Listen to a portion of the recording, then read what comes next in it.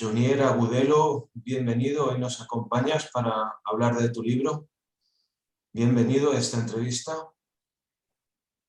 Sí, hoy muy buenas tardes, Varón, y un saludo para todos los que están viendo este video. Bienvenido.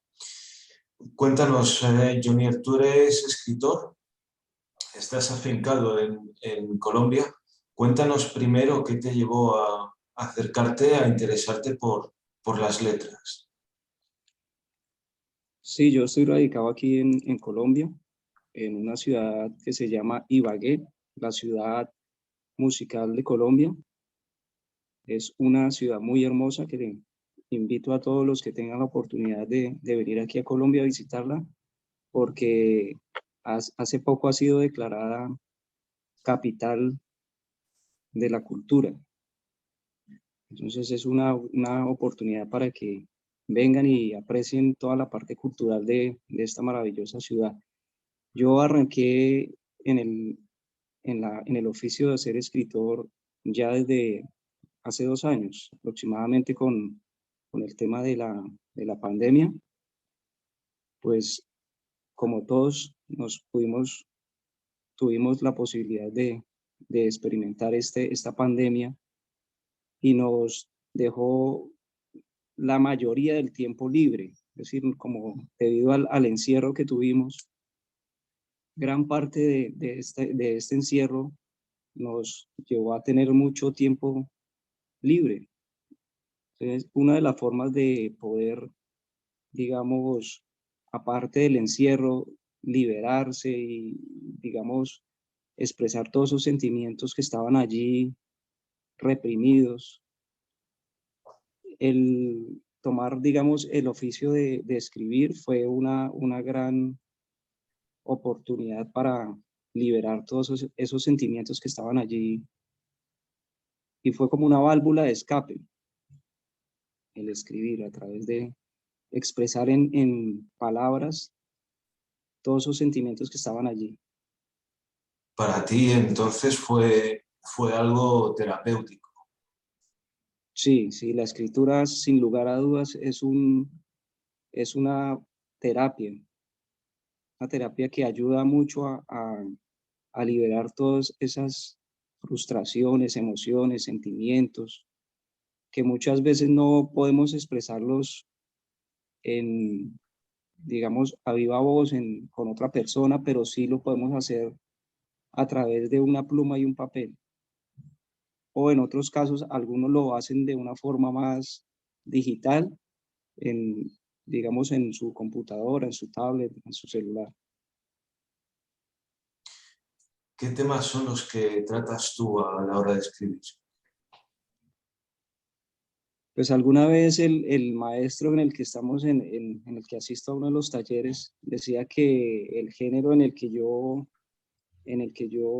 digamos, o en el que, digamos, al que hago, digamos, parte, o digamos, en el que incursiono, es un género que no, él dice que no está catalogado como un género determinado. Entonces, lo que yo, digamos, escribo va más enfocado a dar un mensaje en la parte espiritual, es decir, la parte de dejar un mensaje, no digamos, como enfocarlo, encasillarlo a que sea, digamos, determinado género como cuento, como crónica. Más bien el objetivo en sí es dejar un mensaje en la parte espiritual para las personas, hacerlas reflexionar a través de las letras. ¿Qué tipo de reflexión es la que tú propones? Por ejemplo, a mí me gusta mucho la parte, digamos, de dar a conocer a las personas que estamos aquí solamente de paso, ¿sí? Y lo que estamos haciendo en este plano dimensional va más allá de querer conseguir cosas materiales, ¿sí? Porque la sociedad actualmente nos enseña desde pequeños a que tenemos que conseguir cosas, ¿sí? Que aquel que no consigue cosas materiales es un fracasado. Entonces vemos como los artistas, las personas que, digamos, buscan o tienen como objetivo difundir la cultura, ya sean los poetas, los dibujantes, los cantantes, todo lo que tiene que ver con el arte, son gente mediocre, son gente, digamos, no, esa persona no tiene, digamos, una prosperidad económica, como lo ve la sociedad. Pero muchas veces esas personas, esos artistas, dejan un gran legado cultural y espiritual en muchas masas, que eso es lo que muchas veces la sociedad no ve. Todo gran cambio procede de una idea. Sí, claro. Incluso ahí me gusta mucho tomar la parte de los escritos de Jacobo Grinberg. Él fue un psicólogo un psicólogo mexicano, y él hablaba mucho de la parte espiritual. Él hizo unos libros referente al tema de los chamanes en México. Tiene una colección de libros y él dice que estamos en una matrix, estamos algo así como encerrados en un sistema en el que nosotros no somos conscientes. Algunas personas, a través de, digamos, de examinar la parte espiritual, van dándose cuenta de que esto sí es un mundo que es, digamos, ilusorio. La verdad, la realidad no la vemos aquí en este plano, es en otro plano. Pero eso se va dando poco a poco a medida que las personas van encontrando ese despertar espiritual, porque todos los que van, digamos, tratando de indagar la parte espiritual son llamados locos o son ridiculizados por la sociedad, pero todos aquellos que quieren ver más allá, se les van abriendo poco a poco los ojos y van entendiendo que este mundo es en realidad una ilusión y que tenemos la facultad de poder, como en uno de los escritos en el que habla él, que todos tenemos la posibilidad de cambiar nuestra realidad. ¿Y qué hay más allá de esta realidad que es aparente pero que no existe? ¿Qué existe más allá? Él dice que lo que yo he alcanzado a entender es que esto es como si estuviéramos dentro de un juego, ¿sí? Un juego, de pronto alguna vez tuvieron la oportunidad de colocarse en esas gafas de realidad virtual. Es algo así como, digamos, colocarse usted las gafas y estar dentro de ese mundo ilusorio, pero una vez se quita las gafas ya entramos en algo que es, para nosotros vendría a ser entre comillas la realidad. Entonces es algo como eso. Entonces nosotros en estos momentos tendríamos las gafas puestas y una vez ya fallecemos o dejamos este plano, ya entraríamos a lo que realmente vendría a ser la realidad. Eso es lo que he entendido en lo poco que he podido empezar a indagar acerca del tema. Pero es un tema bastante interesante, es muy, muy interesante. Igual muchos científicos lo han tratado. Max Planck habla algo acerca de eso y otros muchos autores, pero es un tema de empezar a investigar un poco más profundo, pero es en realidad muy interesante. ¿Tú crees que los sueños podrían estar relacionados con ese mundo que existe más allá de nuestra percepción? ¿Tú crees que puede tener relación con aquello con lo que soñamos? Sin lugar a dudas, los sueños sí son son como algo así como un puente, es decir, son una de las formas, de las tantas formas, ¿no? Porque hay varias formas de poder entrar al mundo espiritual, Y una de las formas, digamos, de entrar es a través de los sueños, que muchas veces no somos conscientes de ello, ¿no? Digamos, cuando soñamos vemos cosas aparentemente que son fantasiosas, pero consideraría que muchas de esas cosas que aparentemente son fantasiosas podrían en realidad ser parte de esa realidad, que está más allá de muchos, o que muchos ven, digamos, como ilusorio, pero, y que como muchas veces no conocemos, pues interpretamos que son fantasiosas, que son ilusorias.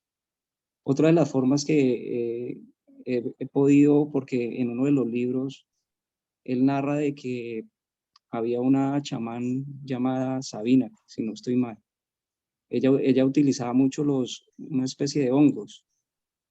Entonces ella usaba esa especie de hongos para entrar en contacto con ese mundo espiritual. Y algunos otros lo utilizan con otros diferentes tipos de plantas alucinógenas.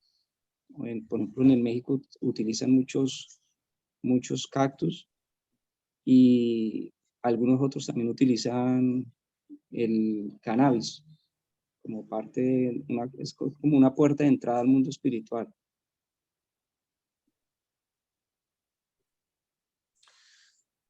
Ese tipo de contacto con el mundo espiritual que tú mencionas, solo se consigue a través del uso de sustancias psicotrópicas que normalmente, por simplificar, llamamos drogas. Sí, alguna vez leía que hay otra forma de poder acceder es a través de la respiración, del uso de la respiración. En ese tema, por ejemplo, la cultura hindú es una cultura que tiene muy desarrollado esa parte de la respiración.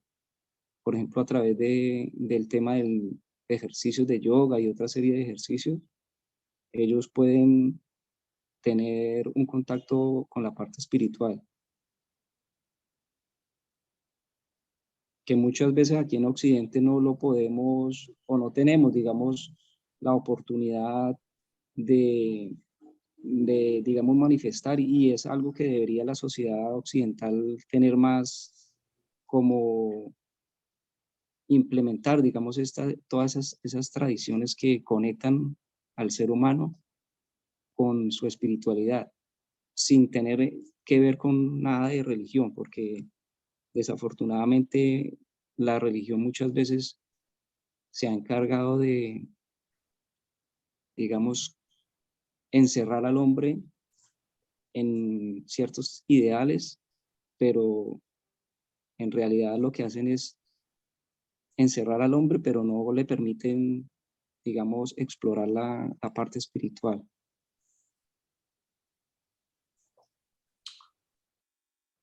Alguien que nos esté escuchando podría plantearte que, vamos, yo veo a los adolescentes cuando consumen cannabis y eso no tiene nada que ver con la religión o con la espiritualidad. ¿Tú qué contestarías a eso? Es que el gran problema de las sociedades actuales es que el uso de la cannabis ha tenido, es decir, se ha salido de un contexto espiritual, ¿sí? Porque, digamos, no se está manejando, digamos, el tema, porque como lo hacían en la antigua, alguna vez leía un artículo que en la India, por ejemplo, los antiguos, antiguos dioses y todas estas manifestaciones en la India, ellos consumían la cannabis. Lo que pasa es que ahora se ha, digamos, entre comillas, se ha utilizado esta planta para ya, digamos, volverla algo comercial, ¿sí? A través, digamos, las personas encargadas de volverla ya un negocio, que ya es otra cosa diferente. Aprovechando eso y con digamos, con el tema de que se vuelva una adicción como tal. Entonces ya se sale del contexto espiritual y ya se crearía algo de tema ya totalmente diferente a lo espiritual.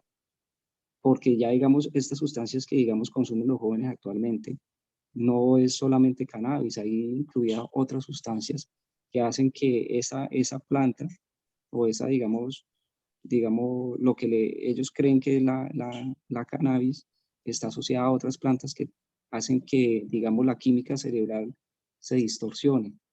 Entonces ahí es donde está el problema, digamos, si las personas entraran a cultivar, digamos, lo que es la cannabis como planta, como tal, y lo utilizaran, digamos, en un contexto espiritual, pues sería totalmente diferente.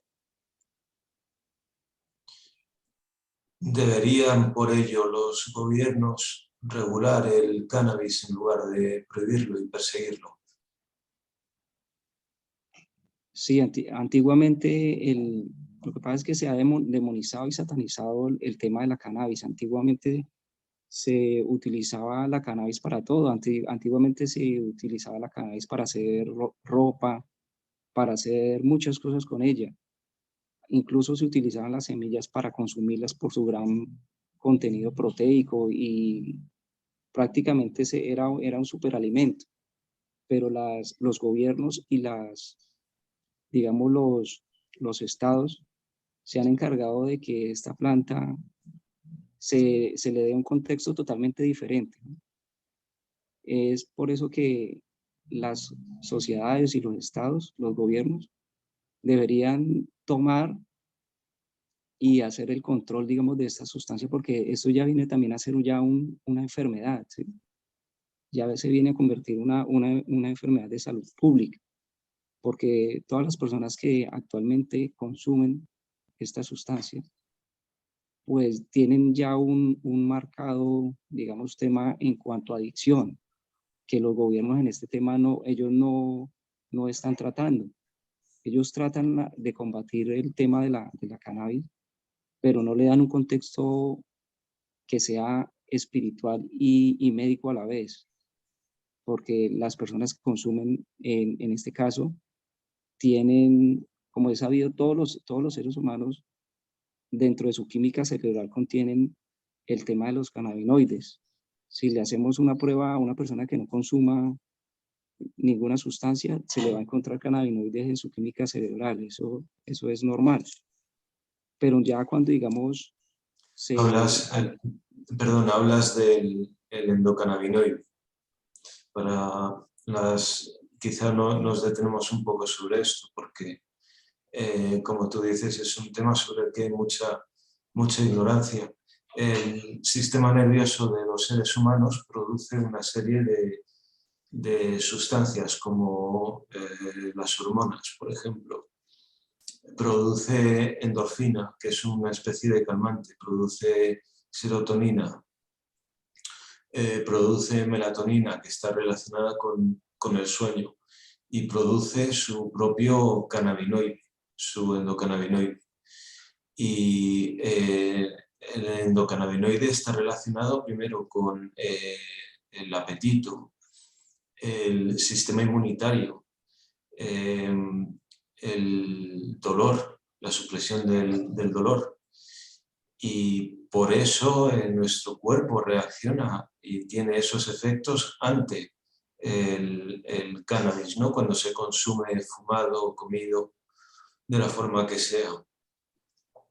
Y claro, eso plantea que es que nuestro cuerpo está hecho para interactuar con esa planta, y si ha habido esa relación en el pasado es porque ha desempeñado también una función en nuestra evolución como seres humanos.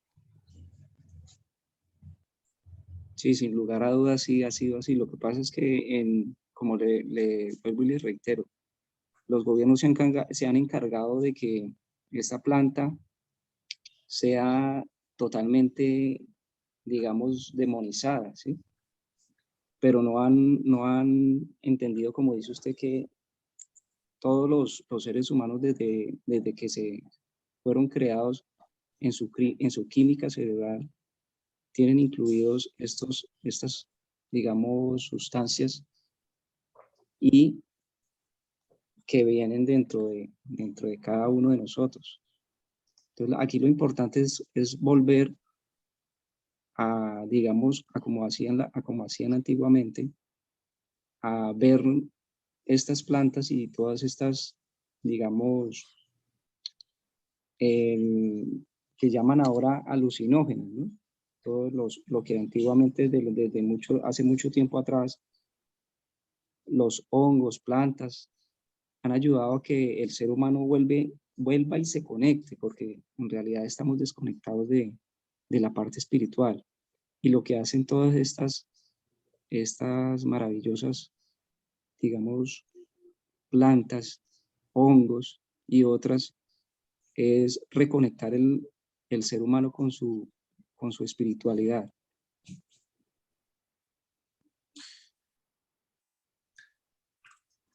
¿Qué diferencia ves tú entre religión y espiritualidad?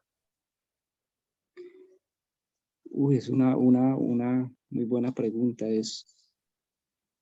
Lo que pasa es que la religión es algo que ha creado el hombre, es algo que digamos, se impuso del hombre para el hombre. La espiritualidad no, la espiritualidad ya es algo inherente a cada uno de los seres humanos. Bueno, yo lo llamaré creador, el Altísimo, como digamos cada uno quiera darle un nombre. Él dejó en cada uno de nosotros esa espiritualidad está allí. Muchas personas, de pronto, algunos no considerarán que no son espirituales o no creen en nada, pero siempre va a estar allí, siempre va a estar ahí la espiritualidad, ahí en cada uno de nosotros. ¿Cuál es el problema de las religiones? Que las religiones quieren imponer, ¿sí? Una religión siempre va a imponer su forma de ser. Si usted habla con un testigo de Jehová, si usted habla con un católico, si usted habla con cualquiera que sea la religión, ellos van a imponer su forma de pensar. La espiritualidad no. La espiritualidad es inherente a cada ser humano. Que cada ser humano va a avanzar en su grado de desarrollo espiritual, pues eso lo va midiendo cada uno de las personas en sí. Digamos, muchas veces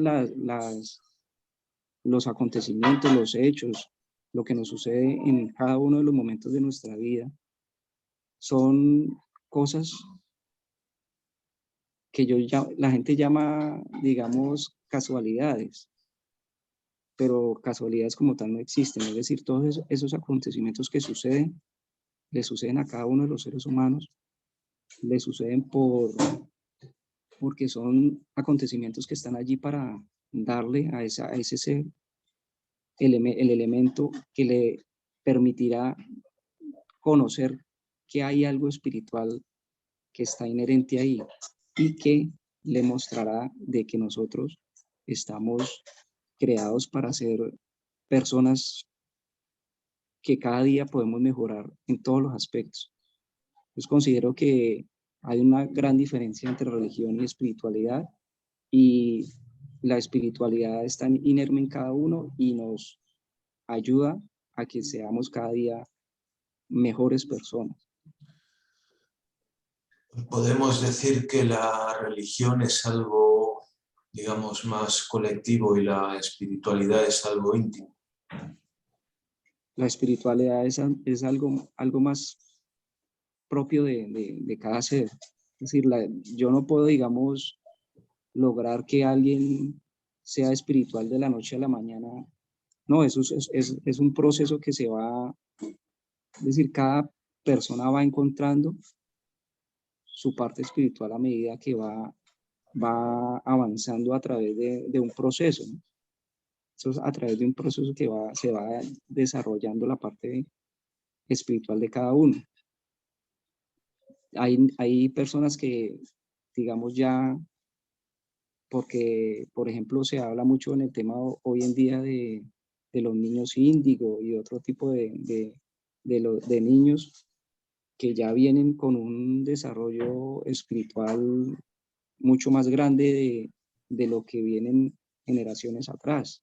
Digamos, no es lo mismo un niño que haya nacido en la década de los 80, 90, a un niño que hoy en día tiene un desarrollo espiritual más grande, porque pues el tema del desarrollo espiritual se viene dando a pasos mucho más agigantados hoy en día, en vista de que cada día que pasa, pues estamos entrando en conflictos espirituales y en conflictos que se hace necesario que muchas veces estos niños interactúen con la humanidad para entregar un mensaje espiritual que aliente a otras personas a ver que sí hay un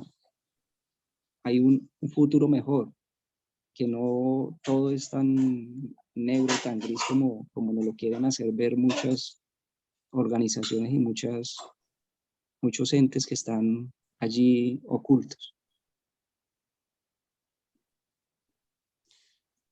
¿Qué tipo de entes? ¿Puedes extenderte un poco más sobre eso? Sí, si bien es bien sabido que hay en un libro, se llama El Club Bilderberg, nos lo habla Daniel Stulin. Él dice que hay entidades o hay entes que se encargan de controlar a la humanidad a través del tema de la política y a través de otros temas, digamos, como por ejemplo las industrias culturales, las industrias, digamos, del tema de comunicación, tienen que ver mucho con este tema también, el tema de los llamados Illuminatis, con las cartas pues pueden buscar por internet las cartas Illuminati. Son cartas que fueron escritas, si mal no recuerdo, en los 90, fueron diseñadas ahorita no recuerdo el nombre, pero las pueden buscar googlean cartas Illuminatis y son alrededor, creo que son 300 cartas, donde están descritas muchas de los acontecimientos que se han desarrollado, entre ellas algunas como por ejemplo la caída de las Torres Gemelas, por ejemplo la posesión de el presidente, se me olvidó ahorita, el pasado presidente, Trump. sí, y entre otros acontecimientos que están allí escritos. Entonces decían que este ilustrador, este dibujante, había tenido de pronto quizá contacto con esta organización secreta, porque es una organización secreta que no se, es decir, no se puede determinar quiénes son, digamos, los que la conforman. Se dice que son la mayoría de los grandes mandatarios de los diferentes países más poderosos, pues hacen parte de ella. Y él dice que estos acontecimientos están allí, marcados en las cartas. Lo que pasa es que hay que entender que ellos tienen la posibilidad de, digamos, planear, pero hay algo muy importante y es que el ser humano, cuando trabaja en conjunto, tiene el poder de cambiar su realidad. Es decir, si todos los seres humanos nos uniéramos en este momento, tendríamos la posibilidad de cambiar nuestra realidad, hacer que esa matriz, como lo decía Jacobo Greenberg, nosotros tenemos la posibilidad de cambiar con nuestra conciencia, con nuestro sentir y con nuestro pensar, nuestra actual realidad. Entonces, si cada uno de los seres humanos, por ejemplo, nos uniéramos para desear y visualizar que, por ejemplo, en la guerra en Ucrania, se entrara esta nación, estas dos naciones que están en conflicto, los visualizáramos como esas dos naciones entraran en diálogo y en paz, pues esta guerra tendría que inmediatamente ser terminada, porque pues el poder de la conciencia y el poder por eso hay alguna vez han tenido la posibilidad de escuchar cuando lo dice la palabra en la Biblia, que cuando están dos reunidos, Dios está ahí. Es decir, cuando dos personas se reúnen a orar, y hay algún video muy interesante que lo comparte Greg Braden. Él es un autor, tiene libros sobre el tema de la matriz y el efecto Isaías, si no estoy mal. Él habla que los seres humanos tenemos la posibilidad y mostraba un video donde en una clínica en China, una paciente tenía un tumor y se reunieron creo que eran cuatro, bueno, no recuerdo si eran 4 o 5, se reunieron y empezaron a visualizar y a hablar sobre el tema ellos visualizaban y hablaban, decretaban y hablaban y visualizaban sobre que esa paciente, y era en vivo y en directo, estaban con una ecografía. Entonces ellos visualizaban y a la vez que hablaban, daban gracias y hacían que ese tumor, que tenía un tamaño siempre considerable, y en vivo a medida que ellos iban decretando, iban visualizando, el tumor se iba reduciendo hasta que finalmente desaparecía. Algo que también lo muestra en los libros de Jacobo Greenberg, con Pachita, que es una curandera mexicana. Ella decía que visualizaba dentro de la latiz, pues, como lo describe Jacobo Greenberg, es en esa latiz, digamos, tenemos la facultad de modificar todo lo que es la parte material. Si ella, por ejemplo, podía, si el paciente lo necesitaba, crear de la nada un corazón, un cerebro, cualquier órgano, ella lo podía hacer. Entonces, ¿ella qué hacía? Ella visualizaba y veía eso como si ya estuviera hecho. Ella tenía la posibilidad de, digamos, traer ese pensamiento y a través de esa forma de interiorizar ese pensamiento, transformarlo en algo real. Es algo muy interesante de que ustedes ojalá tengan la posibilidad de leer algún día ese tema de la latiz y el tema de Jacobo Greenberg, para entender un poco más del tema de que nosotros tenemos la facultad de poder cambiar todo el entorno como tal, cambiar nuestra realidad.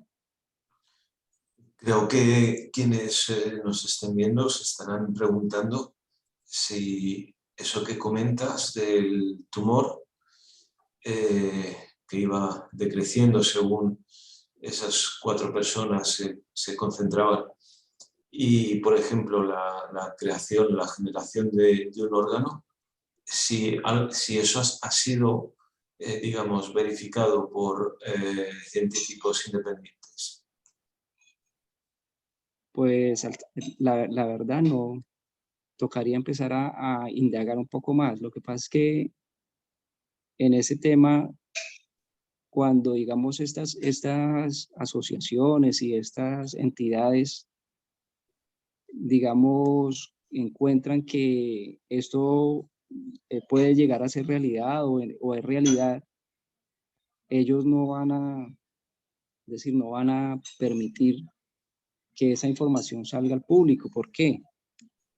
Porque es bien sabido que eso es una industria de miles de millones de dólares. Es decir, si llegase, por ejemplo, a ocurrir esto y se entrenara a mucha población en ejercer eso, como en alguna vez lo quiso hacer el país de China a través de un programa que ellos tenían, y también lo describe en un libro.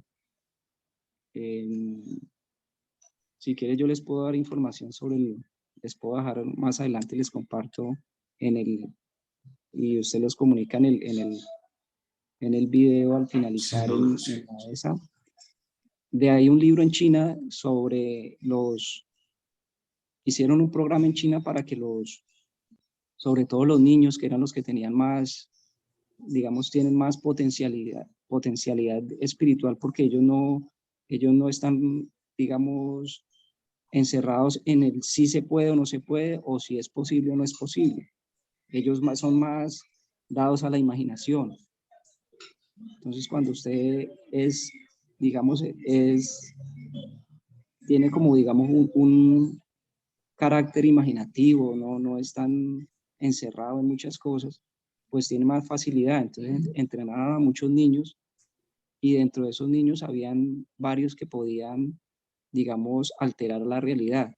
Había, por ejemplo, el caso de una niña que ella le entregaban, y eso sí que tengo conocimiento que fue, es decir, fue corroborado por la parte científica en China con la niña, donde ella le entregaban,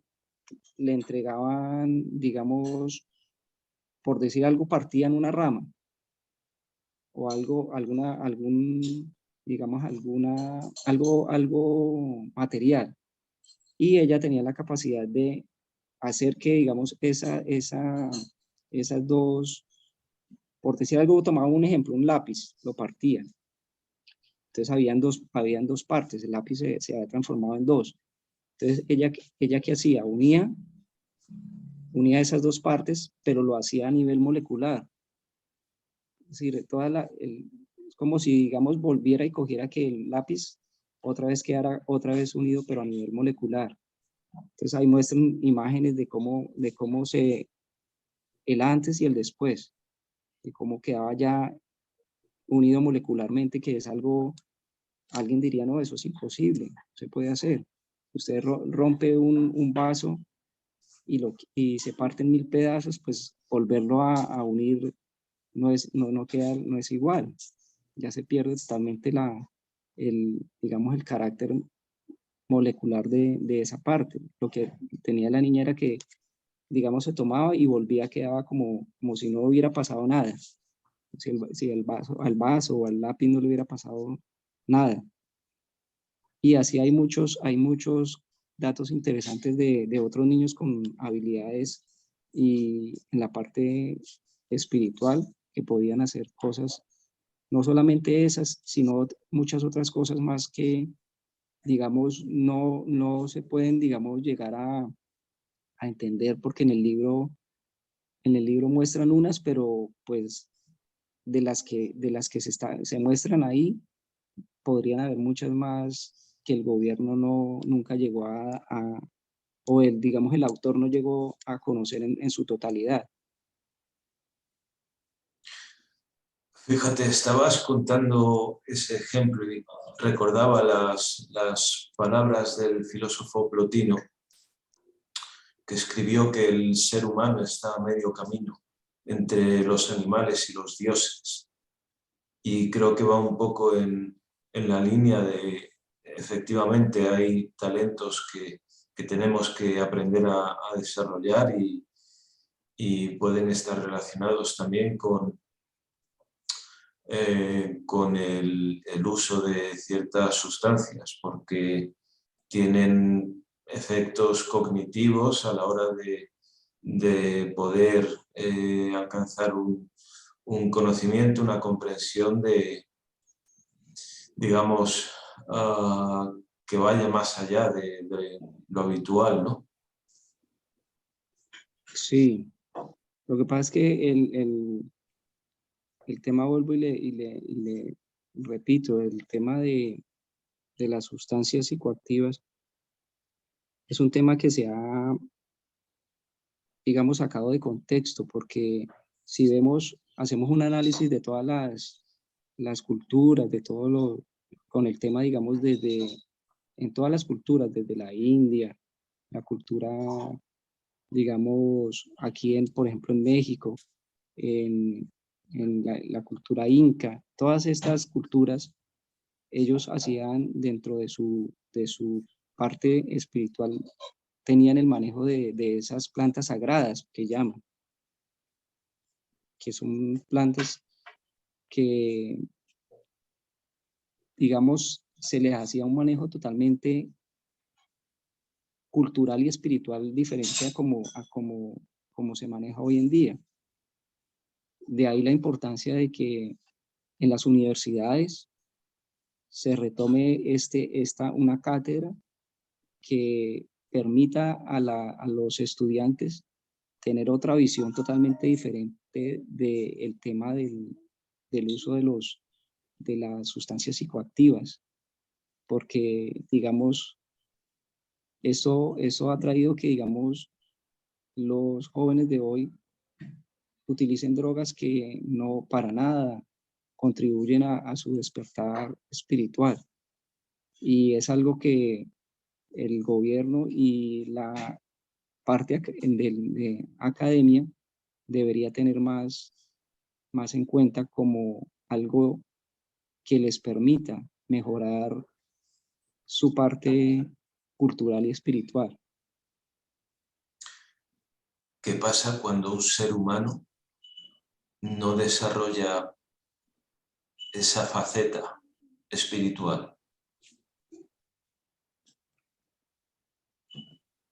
El ser humano siempre ha estado buscando su desarrollo espiritual. Lo que pasa es que muchas veces se va por caminos donde no son caminos que no debería tomar. Algunos, por ejemplo, ven que estar dentro de ciertas, digamos, comportamientos, ciertas, digamos, opciones, creen que son las más adecuadas y no. Por ejemplo, algunos jóvenes creen que, digamos, estar dentro por decir algo, una secta de carácter satánico los va a hacer mucho más, digamos, espirituales, sin tener en cuenta de que, digamos, el desarrollo espiritual debe ir de la mano del desarrollo humano, ¿sí? Por ejemplo, porque hay, digamos, religiones que se olvidan de hacer el bien a los demás, ¿sí? Ven que, digamos, con su comportamiento y digamos, con sus sacrificios que hacen en pro, digamos, de lo que creen que está haciendo bien. Entonces, ellos creen que con esa forma están avanzando espiritualmente, pero, digamos, un verdadero desarrollo espiritual debe ir de la mano de poder ayudar a los demás, no ir en contra del desarrollo de los otros seres humanos. Alguna vez le escuchaba algún dirigente que él decía que no es lo mismo el satanismo al luciferismo, por ejemplo. Decía que él hablaba de que hacer ciertos tipos de rituales no de matanza y de eso, ya eso se alejaba de lo que era realmente el carácter de propio de esa forma, digamos, de ver la espiritualidad como ellos lo conciben. Entonces, no todas las formas de ver la parte espiritual es como se debería realmente hacer. considero que siempre para que algo de carácter espiritual sea algo real, debe ir enfocado de la mano de la parte de querer ayudar a los demás, ¿sí? Acabas de mencionar a Satán y a Lucifer. Quizá alguien que nos esté escuchando se haya alarmado al escuchar esos nombres asociados al culto. Sí, claro, lo que pasa es que a nosotros siempre nos han vendido que el satanismo y el luciferismo son algo que está tergiversado hacia matar, hacia, digamos, la violencia y todo eso. Pero, digamos, porque alguna vez escuchaba la entrevista de esa persona, él decía que, como le devuelvo y le repito, el luciferismo es totalmente aparte a como lo conciben algunas personas de querer, digamos, tener, digamos, ese poder de poder pasar por encima de los demás y hacer otras cosas que no son, ya vendrían a ser, digamos, prácticas que se salen del contexto legal.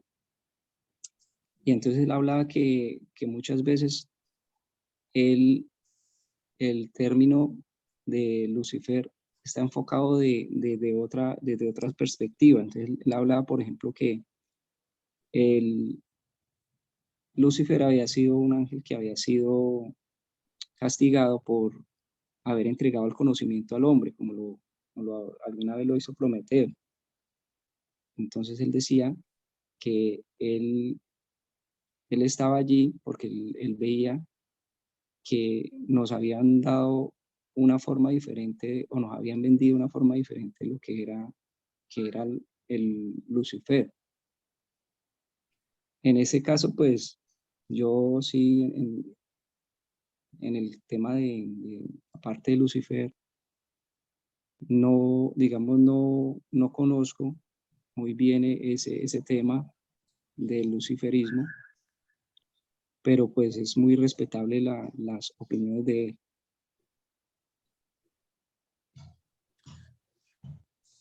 Creo que estás tocando un poco la leyenda, digamos, judeocristiana de la rebelión de Lucifer, que habiendo sido un ángel creado por Dios, se rebela contra él.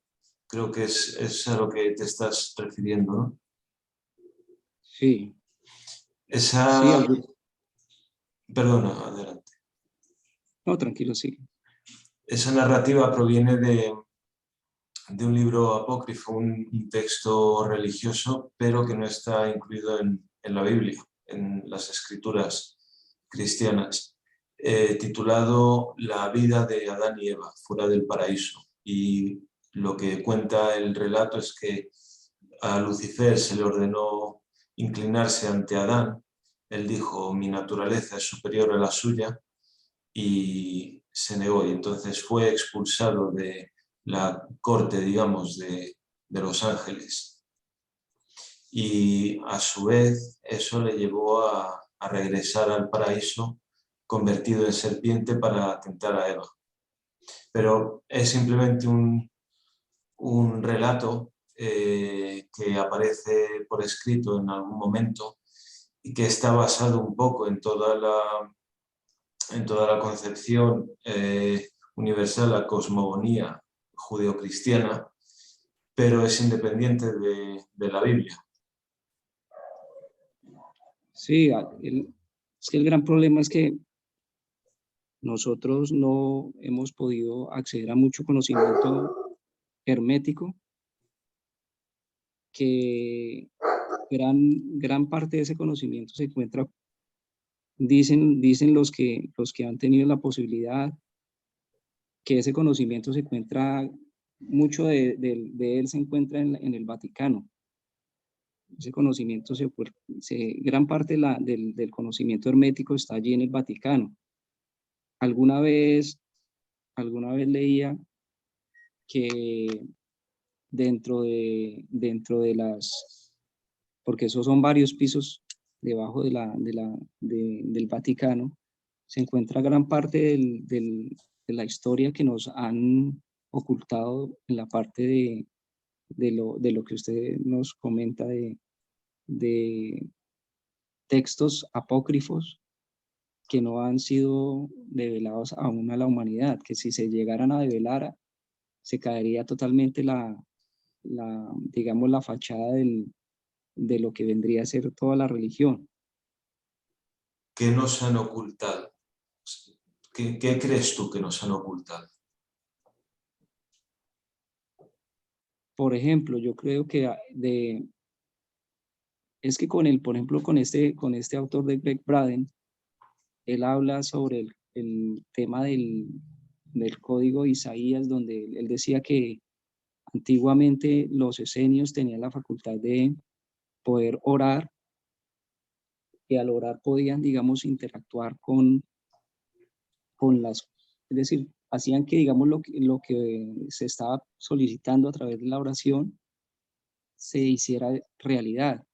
Entonces nosotros teníamos a través de la oración y la intención, porque eso también lo reitera Greenberg, de que tenemos con la intención y con la oración, sumada a la visualización, la facultad de poder traer aquellas cosas que anhelamos, deseamos, traerlas y hacerlas realidad. Entonces, por ejemplo, esa es una de las cosas que, digamos, y de las muchas cosas que podríamos, digamos, encontrar guardadas allá, en ese repositorio que tiene el Vaticano guardado. Porque, por ejemplo, otra de las cosas que nosotros, y alguna vez leía, es el tema de poder acceder a un registro o un gran catálogo que se encuentra alguna vez lo leía, decía que es un repositorio que tenemos acceso a todos los seres humanos, pero que no sabemos cómo poderlo acceder. Algunos autores ya lo están manifestando en algunos escritos, de poder acceder a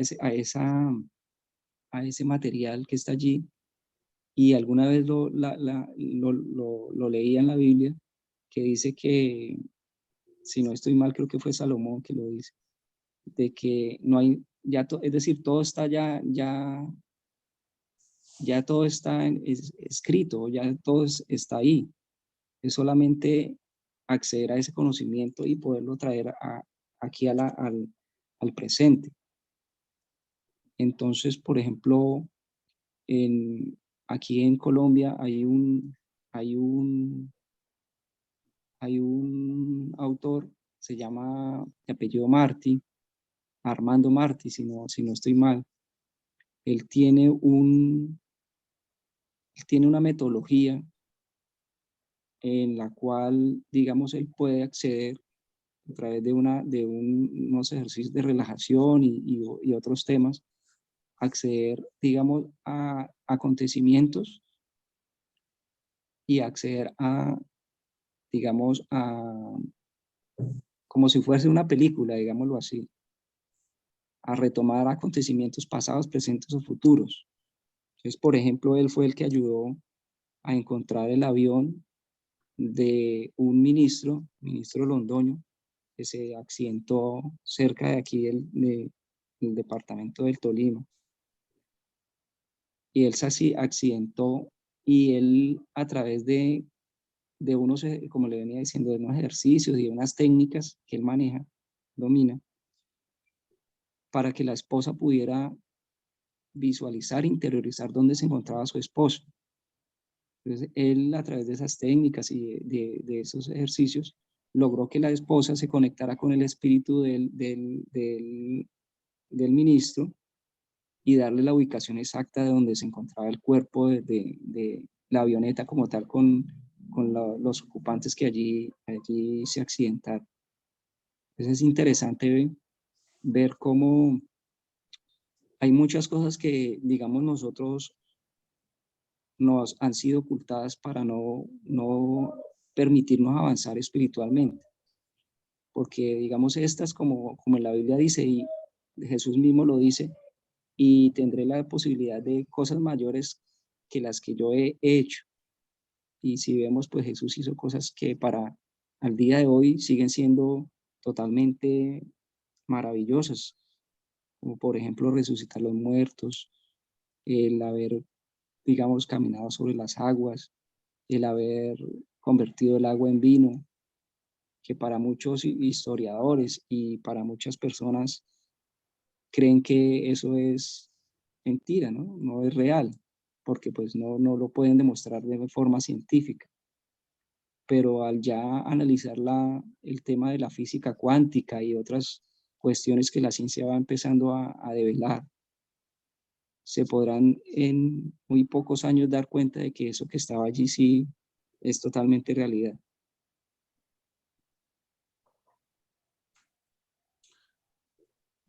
Precisamente también en el tema de escrituras sagradas, las drogas, comentábamos antes, han desempeñado también una función. Sí, las drogas, sin lugar a dudas, y no solamente las drogas también. En alguna oportunidad leía y algún día de estos me gustaría pronto mostrarles en un libro que tengo, que el poder del sonido es un poder similar también al de las drogas. Es decir, a través de ciertas frecuencias y de ciertos sonidos podemos entrar en niveles alterados de conciencia que podrían incluso ser mucho más poderosos que ciertas drogas. Este tema no es un tema que es muy, es decir, el material, digamos, de investigación hasta ahorita está empezando digamos, hacerse en estudios serios en el tema. Hay algunos estudios que ya permiten conocer que a través del sonido y las frecuencias pueden llegar a ser, digamos, evitados ciertos temas en cuanto a ansiedad, estrés, que desde hace muchas o algunas culturas ya lo venían conociendo muy bien. Por ejemplo, con el tema, digamos, de los tambores, con el tema de las percusiones y otros instrumentos. Por ejemplo, en la Biblia también lo dice, que David, a través de su arpa, lograba calmar ciertas, digamos, emociones en, en ciertas personas que tenían, digamos, problemas de ansiedad, de estrés y otras cuestiones. Entonces podemos ver cómo el sonido, las frecuencias pueden también ayudar a que el ser humano avance en la parte espiritual y en la parte física. Ese progreso espiritual es condición indispensable para ser libres de esas manos que nos controlan. Por supuesto, claro que sí. Si nosotros tuviéramos más una formación enfocada a la parte, digamos, artística, nosotros nos desharíamos de muchas de las enfermedades mentales y las enfermedades que actualmente se ven. ¿Por qué? Porque a través del arte, por ejemplo, la música, la poesía, todas estas manifestaciones artísticas y culturales, el hombre no viviría no estaría tan enfocado en, en tener, sino en ser. No estaría más enfocado en querer conseguir, en querer, digamos, en ser, digamos, como un títere del consumismo, de toda la parte del consumo. Viviría más feliz. Es decir, estaría más preocupado en su desarrollo espiritual que en su desarrollo económico. Entonces veríamos, por ejemplo, sociedades donde habría más felicidad y habría una mayor paz dentro de sus habitantes. Eso es lo maravilloso de la cultura. Por ejemplo, en Woodstock, en el 60, se reunieron varios millares de personas alrededor de la música, alrededor del arte. Era Alrededor de algo, las drogas también. y alrededor de las drogas, claro. Pero era un acontecimiento en el que todo iba enfocado en el tema de la cultura, ¿sí? No como digamos, lo ven muchos actualmente que, como acaba de decir usted, sí, era un festival donde lo que siempre se muestra es el hippie, ¿no? Hippie como consumidor de drogas, pero no se ve, digamos, más allá de esa parte de consumo, sino de la parte, digamos, de cómo ellos manifestaban el amor y la cultura a como lo manifiestan hoy en día, ¿no? Donde hoy ya es algo más de tema económico y algo de tema ya de querer volverlo ya más comercial, ¿sí? Digamos, por ejemplo, aquí hace unos días me parecía algo curioso cuando, cuando se canceló el concierto de Bad Bunny. Es ver como escuchar como una niña lloraba y decía que había perdido la boleta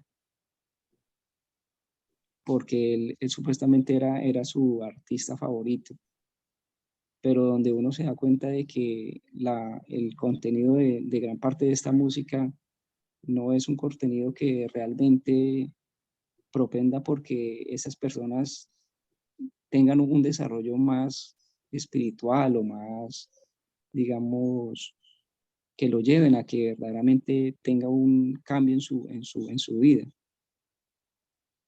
cosa que sí era totalmente diferente en aquella época. Cultura comercial es un oxímoron, es una contradicción entre términos.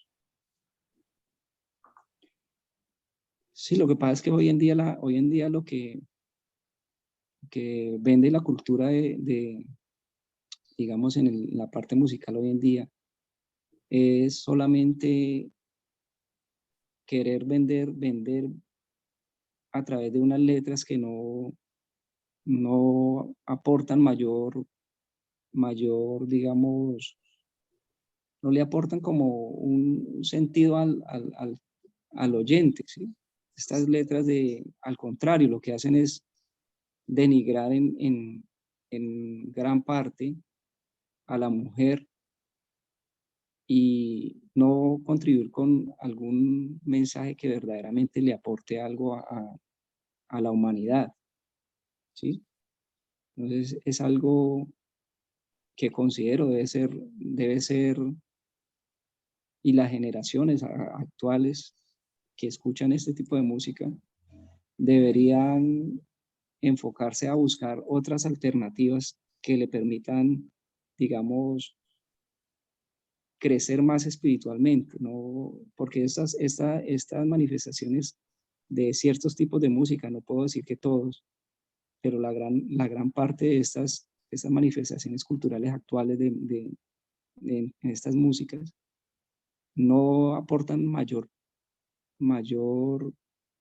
no hacen que, digamos, el ser humano crezca en su parte espiritual.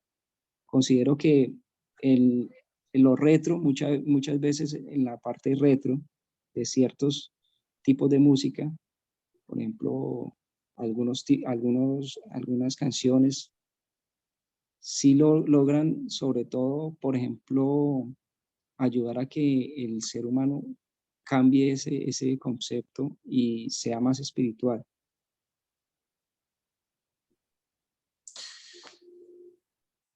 ¿Qué podemos hacer para liberarnos del control de esas grandes corporaciones. Has mencionado el progreso espiritual, pero en el día a día hay algo más que podamos hacer. Sí, claro, cada día, lo que pasa es que el desarrollo viene de cada uno, es decir, si yo me preocupo en querer buscar y desarrollo, pues yo, ¿qué hago? Yo indago, yo busco, ¿sí? Por ejemplo, yo busco ya un ejemplo, si yo quiero cambiar mi parte espiritual, yo no voy a seguir escuchando un tipo de música determinado, ¿sí? Por ejemplo, yo no, si yo estoy con ansiedad o estoy triste, pues yo no voy a colocar música que esté enfocada a ese tema, la tristeza. Por ejemplo, yo puedo colocar, y algo maravilloso que alguna vez leía, y algo toca en el libro que les comenté de música, es que ciertos tipos de autores, por ejemplo, del barroco y de la música clásica, hacen que el ser humano cambie en su parte emocional y en la parte, en la psiquis. Pues, por ejemplo, ciertas melodías en la música clásica hacen que, digamos, la persona, si está, por decir algo, melancólica o triste, pues cambia a un estado más de alegría, más de felicidad. Entonces, hay que, digamos cambiar ese enfoque, digamos, de que si usted escucha ese tipo de música, digamos, que sea una música melancólica, triste, pues salir de allí, salir de esa opción, no todos los días estar escuchando esa música, porque pues el comportamiento las emociones van a girar en torno a ello. Por eso hoy usted ve la juventud, por ejemplo, aquí en el caso mío, de nuestra ciudad, el alto índice de suicidio de los jóvenes es porque la gran mayoría de su ámbito cultural se enfoca es en canciones y en música que los envuelve en ese tema de estar tristes, de estar melancólicos, y no se dan la oportunidad de escuchar otras manifestaciones culturales que les pueden ayudar a cambiar esas emociones que están ahí. Creo que Bach era uno de los compositores de quien se decía que conseguía que el cerebro funcionase a un ritmo óptimo. Sí, Bach es uno de los grandes autores de música en ese caso, y Mozart también era otro de los Händel también era otro, y hay gran variedad. Lo que pasa es que no sé, como le digo, en las escuelas, en los colegios y en las universidades, digamos, no se tiene en cuenta mucho de la parte del ser, en la parte cultural. Es decir, deberían haber más materias que permitan, digamos, a la persona acceder a otras formas de conocimiento que le permitan elevarse la parte espiritual. Por ejemplo, alguna vez leía que, por ejemplo, en una parte de Europa, alguna vez había una metodología de educación en la que no se enfocaba tanto en memorizar las cosas, sino que se hacía una metodología en la que iba enfocada con música de fondo y cierto tipo de música, el dar un tema determinado y enfocado hacia más, no hacerlo como algo que fuera más, digamos, de memorización, sino de interiorización de ese conocimiento a través del sonido y a través de esas melodías que se escuchaban de fondo.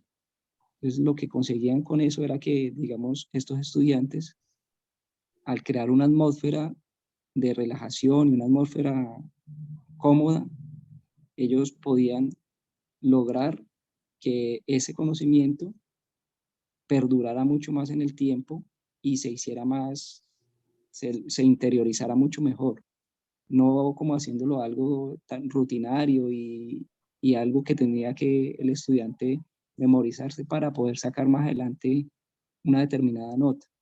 Entonces, a lo que llegaban ellos era que después de mucho tiempo, al ser algo que era agradable para esos estudiantes, estas enseñanzas, estos conocimientos, pues perduraban mucho más en el tiempo. Muy bien, Jonier. Cuéntanos, porque seguro que quienes vayan a ver esto se estarán preguntando dónde pueden encontrar tus escritos.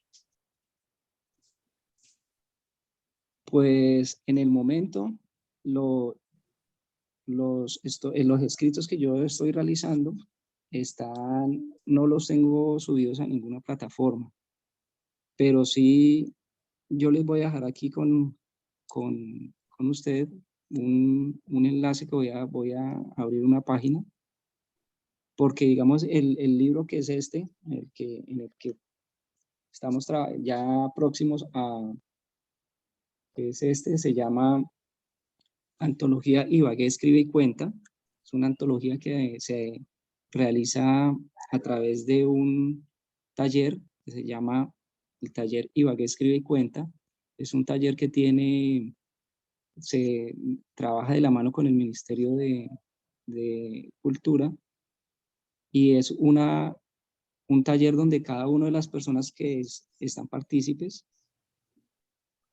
al finalizar al finalizar el año, se hace es decir, se escogen los mejores escritos de cada uno y se hace la antología. Esta antología, en ese caso, somos alrededor somos 1, 2, 3, 4, 5, 6, 7, 8 personas.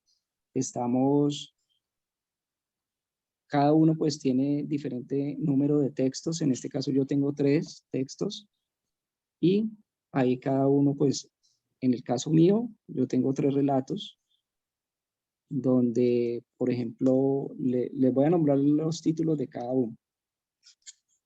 Por ejemplo, en el caso mío, son los noveles que llegaron a ser noveles. El segundo es Ha nacido un nuevo mártir libertario. Y el tercero es Ibagué, la mágica ciudad musical. Entonces, yo ahorita les dejo aquí en la descripción, un lugar donde pueden ir digamos, lo que pasa es que como el lanzamiento es ahorita en mayo, no tenemos, digamos, como tal la página, pero sí estamos en la tarea de que sean alojados a través de ebook para que se puedan adquirir en formato digital. Y por ahora pues los tenemos aquí en formato en papel. Pero sí estoy en la tarea de crear una web, una página, o asociarme a una página web, por ahí estaba mirando unas, para ya empezar a subir escritos que tengo por ahí. Les voy a compartir uno de los que tengo. Se llama An. Dice: la lluvia caía a borbotones, como si el mar del cielo se hubiera empezado a desbordar. Lo único maravilloso era el melodioso trinar de las gotas, que deleitaban mis tímpanos. Estaba absorto en mi lectura. El molesto rechinar de sus dientes interrumpió aquel mágico momento. Te veo molesta conmigo. Quizás. ¿Estás molesta por lo de anoche?, le pregunté. No, estoy molesta porque has sido un caballero y no me has tocado ni un cabello. Entonces guarda tu ira para que lleguemos a tu cama, para que esa ira se convierta en amor.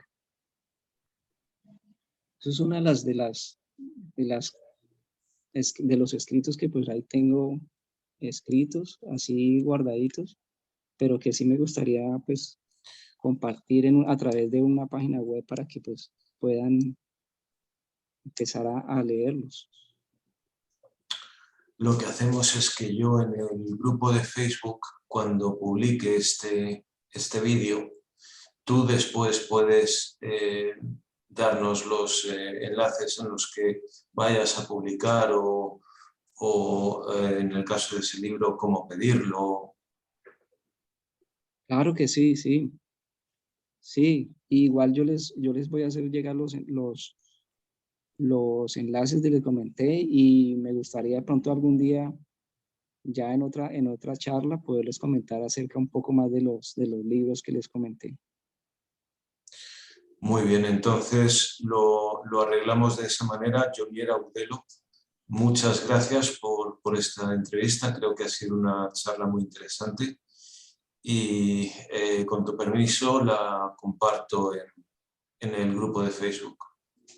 Claro que sí, y le reitero el agradecimiento por haberme invitado y espero que este sea un espacio para que otros escritores puedan dar a conocer sus escritos, sus libros.